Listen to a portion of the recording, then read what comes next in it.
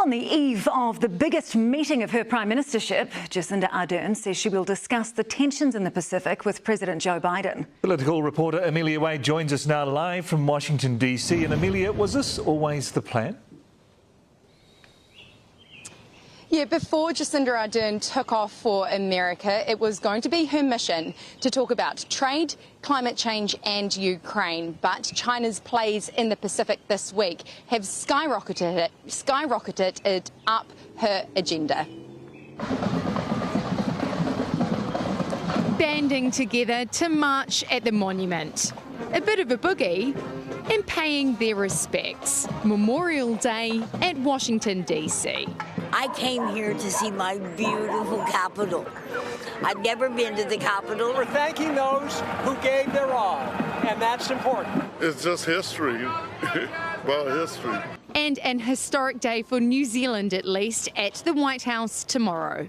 I don't know a whole lot about New Zealand, to be honest, right? I do know that we have our allies and partnerships. If your prime minister wants to meet the real president, they need to go to Mar-a-Lago in Florida and meet the true president of the United States, Donald J. Trump. But when Jacinda Ardern meets the actual president, it's China's role in the Pacific, which has now accelerated to the top of the agenda. Look, there'll be a number of issues on the agenda, as you can imagine, but really top of mind for us, alongside obviously the war in Ukraine, is the situation in our region. New Zealand wants America back in the Pacific as a counterweight to China's growing influence. What's really important is that all of our relationships in the Pacific need to be built in their own right, not because another country is present. This cannot all be about China. It cannot be all about China, and yet so much of it is. But Ardern is determined to continue the tradition of not picking a side between the superpowers. Regardless of political party or the shade of government, New Zealand has been absolutely solid on maintaining our independent foreign policy. It is fair to say, though, that we align closely on many issues, obviously with those partners that share our values. And by that, Ardern means New Zealand is better friends with the United States. And they're currently going through an infant formula crisis. 90% of its stock is gone and babies are in hospital. New Zealand obviously has the milk, and this could form part of trade discussions. We look to overcome some of the trade barriers that our region faces in the United States. Also likely to come up, gun control. Americans less optimistic, change is possible. America is founded on violence. No, sadly. Very difficult. I hope so. I would hope so. I'm absolutely open to sharing New Zealand's experience.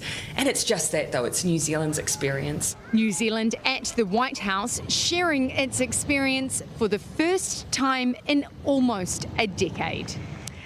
Well, kia ora, Amelia, and there's been even more drama today behind the scenes. Yes, far more drama in the saga that is this trip. Today, we lost the Defence Force plane, leaving the delegation scrambling to book their own flights home. And we lost another to COVID, an official who tested positive in the government-run PCRs.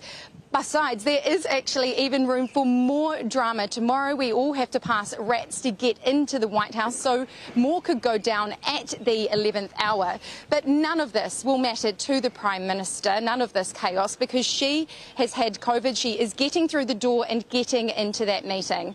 There will be an exchange of a few pleasantries before getting onto a highly choreographed routine where every word will matter.